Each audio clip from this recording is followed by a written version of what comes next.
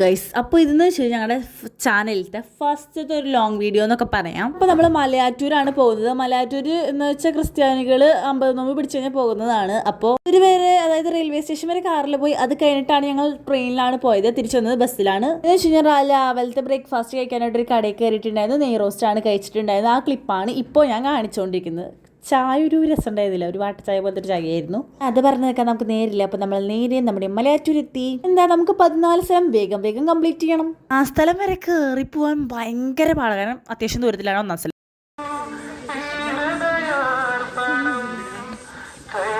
അപ്പോൾ നിങ്ങൾ പ്രയറൊക്കെ കേട്ടില്ലേ? അപ്പോൾ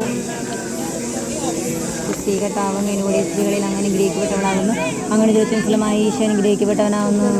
സ്ഥലങ്ങളിലും കുരിശിന്റെ വഴി ചെല്ലിട്ടാണ് ഞങ്ങൾ മല കയറിയിരുന്നത്. നിങ്ങളോട് നേരത്തെ പറഞ്ഞില്ലേ, 1-ാം സ്ഥലം വരെ എത്താൻ ഭയങ്കര ബുദ്ധിമുട്ടാണ്. അത് കഴിഞ്ഞ് പിന്നെ പെട്ടെന്ന് എത്തും. കണ്ടിന്യൂസ് ആയിട്ട് വോയിസ് ഓവർ ചെയ്യാൻ ഭയങ്കര ബുദ്ധിമുട്ടാട്ടോ.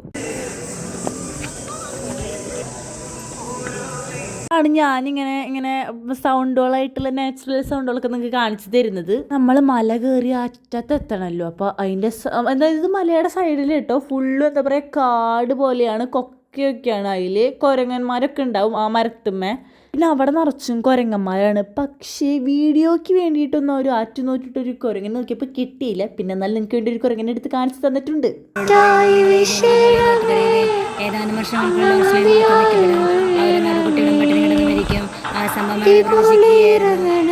ഫൈനലി ഗായ്സ്, നമ്മൾ ആ മലയുടെ മേലെത്തി. തോമസ് ലീഹയുടെ അവിടെ കാശൊക്കെ ഇട്ട് നമ്മൾ സഭാവന പ്രാർത്ഥന ചൊല്ലിട്ടങ്ങ് അവസാനിപ്പിച്ചു നമ്മുടെ മലകയറ്റം.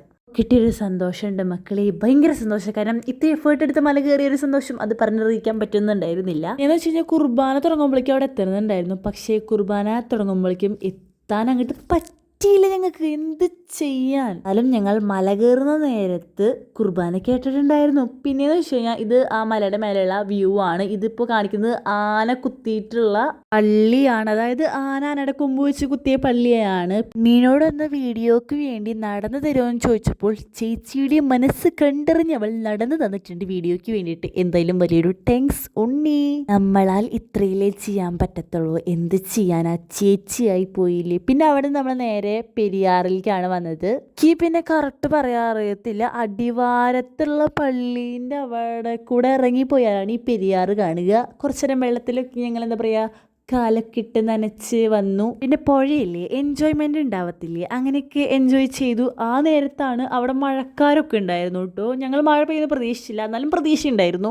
ബിക്കോസ് അത്ര നല്ല മഴക്കാരായിരുന്നു. അതെനിക്ക് വീഡിയോയിൽ ഉൾപ്പെടുത്താൻ പറ്റിയിട്ടില്ല. അത്ര നല്ല കറുത്തിട്ടായിരുന്നു മഴക്കാർ വന്നിട്ടുണ്ടായിരുന്നത്. പിന്നെ എന്താ പറയാ, മഴ പെയ്യുന്ന ആരും വിചാരിച്ചിട്ടുണ്ടാവില്ല.